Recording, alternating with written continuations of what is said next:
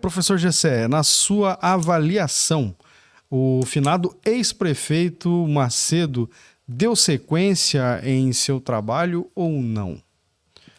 Olha, Rodrigo, eu vou lhe responder de maneira simples. A rodoviária não foi aquela que foi planejada.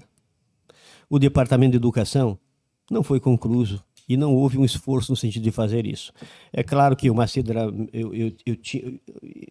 quando eu comecei a dar aula, com o Macedo dava língua portuguesa, no Capitão Bernardo, eu dei língua portuguesa um tempo, e a gente tinha um contato. Eu nunca fui inimigo dele, né? A gente sempre se cruzava, fomos adversários políticos, porque ele estava numa agremiação, eu estava numa outra. A política confunde as pessoas, né? As pessoas vêm com muita paixão para o negócio. Então, né? é preciso dividir bem isso. O que é dar continuidade? Como ele era de um outro partido político, não tem. A continuidade existe. Se o Pedrinho tivesse sido eleito, haveria a continuidade do meu mandato, como está tendo em Pariqueraçu hoje. Sabe, o Zé Carlos começou um processo de construção no primeiro mandato, deu continuidade no segundo mandato, e o Wagner dá sequência no terceiro mandato, porque é o mesmo grupo político que está desenvolvendo o município de Pariqueraçu. E se o Wagner for reeleito, e eu acredito que será, né? Pelo menos eu torço para que isso aconteça, para que sim. A possibilidade de crescimento é muito maior, porque você vem numa outra dinâmica, numa outra batida. Se houver uma ruptura, é um outro grupo, são outras cabeças, então naturalmente as coisas travam um pouco. Eu parto desse princípio também, até inclusive com relação a Jacupiranga. Do senhor foi o último mandato de sequência. Sim. Depois foram quebrando os mandatos, quebrando um mandato só, mas se aí encerrava. Aí eu vou dizer para você por quê. Tá. Como é que você é eleito ou reeleito? Você é avaliado pela população.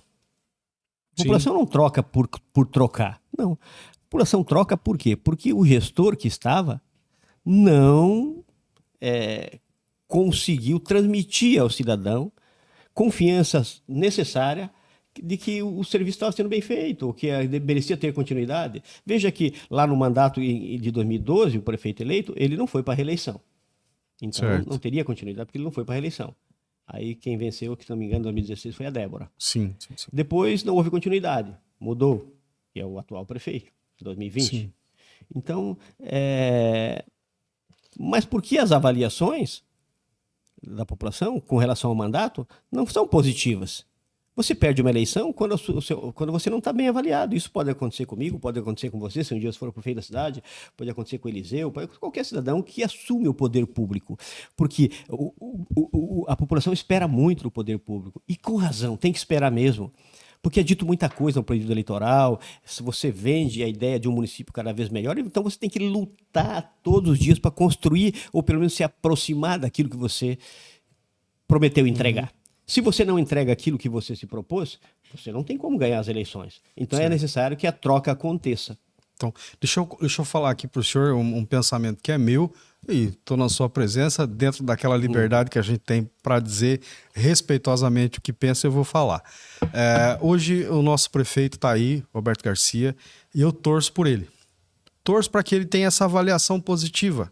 Porque eu torço pela cidade, porque a gente vê ano a ano as coisas acontecendo, um prefeito chega, vai, não consegue dar sequência. Como o senhor disse, o Macedo não tinha obrigação, de certa maneira até, né, de dar continuidade, né, no trabalho que o senhor fez. E a gente vem sofrendo ao longo disso aí, lá se vão 3 mandatos. Então, na minha torcida por Jacupiranga é que o prefeito Roberto dê certo. Eu espero que ele se desvencilhe dessa situação toda e coloque o nome dele de novo, para ser avaliado, como o senhor está falando. Eu acho que... Eu também penso assim, eleição se ganha na urna. Sim. E eu acho até que tem que ir para a reeleição mesmo. Sim.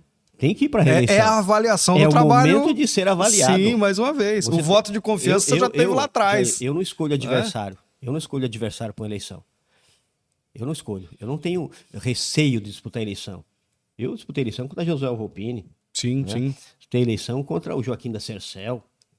Disputei a eleição contra várias pessoas Mas eu me apresentei como candidato. O que eu estou dizendo para você é o seguinte: a não eleição é fruto do mandato não muito bem avaliado. Sim. E quando o cidadão não tem o mandato bem avaliado, ele tem que ser substituído, sim. Não é porque... Como é que você vai dar continuidade para uma coisa que você não fez? Não existe continuidade do que não está sendo feito. Você tem que ter resposta positiva todos os dias. A população enxerga da seguinte maneira: bom, a cidade está boa, está bonita, o comércio está bombando, as coisas estão acontecendo. Então é necessário que você, nessa dinâmica, dê sequência. Se isso não acontece, Jair, me desculpe, tem que mudar.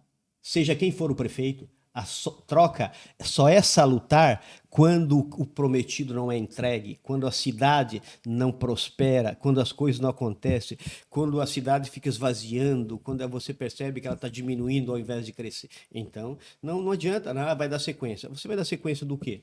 Do que você não fez? Entendi. Das coisas que não foram entregues à população? Entendi. Eu vou fazer depois. Como vou fazer depois?